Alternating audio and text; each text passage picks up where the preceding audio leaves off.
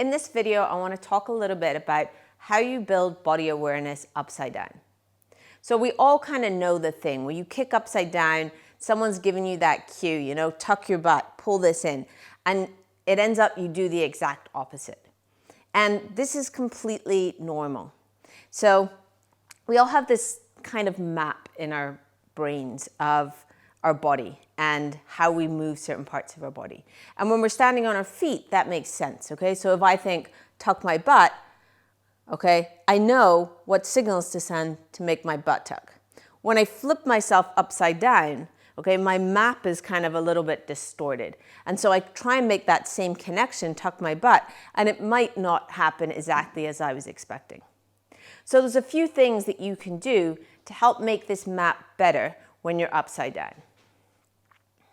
The first thing we're going to look at is having an external cue.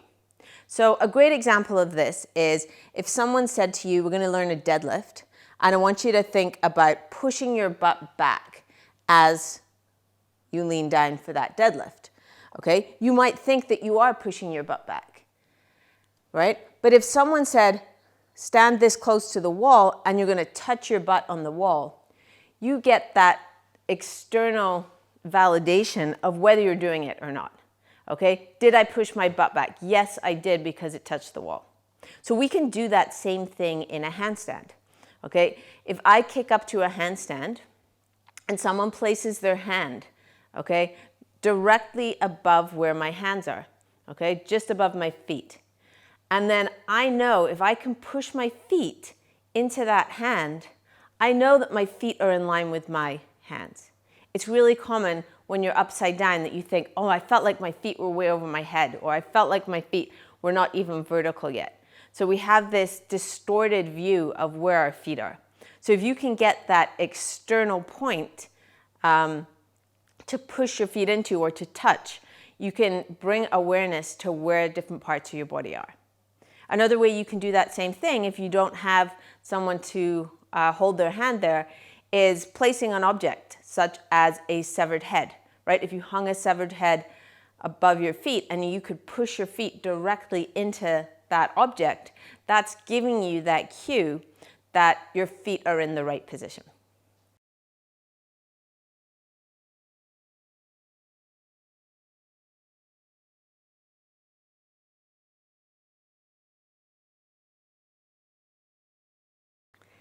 The other way that we can do this is to progress slowly. So I talked at the beginning about a pelvic tilt. So when we're standing on our feet and we think, okay, let's tuck my butt under, okay? Let's rotate my pelvis, okay? I can feel what it takes to do that, okay? And I can feel, as I do that, how it straightens out that arch in my lower back. So now I can start to progress this rather than just flipping upside down and being like, well, now I can't feel it. I can slowly progress this by making my position more and more like a handstand.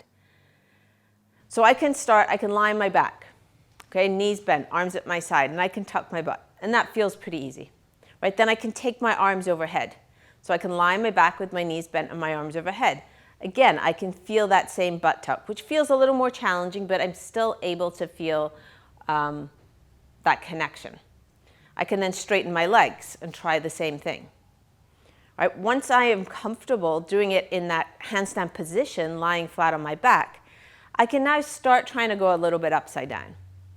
Okay? Rather than just flipping my whole body straight upside down and trying it, I can go at an incline to the wall. Okay? So I can place my feet halfway up towards a handstand, my hands are further out, and I can try that same. Can I feel that connection? Can I feel what it feels like to tuck my butt in this position?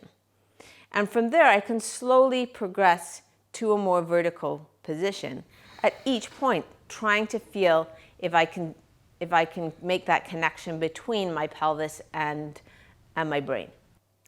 The key with these exercises is not that you make the biggest pelvic tilt possible. Okay, so I don't mind if you're in a position and you tuck your butt super, super hard, right? That's not the goal. a very slight movement is all it takes to really bring awareness, okay? When you do a big movement, so much other stuff changes, right? That you don't really have so much awareness of your pelvis anymore, okay? I'm feeling my legs are bending, I'm hunching forward, okay? Whereas if I just do a very slight butt tuck, I can be very in tune with what is going on here and maybe what is going on in my lower back as a result of that. Okay, so we keep these movements and these details small. And that way you're really able to sense what's going on in those fine-tuned movements. Okay, I think we got enough stuff there. What do you think? What do you think? You want to go outside? I got a vacuum now, sweetheart.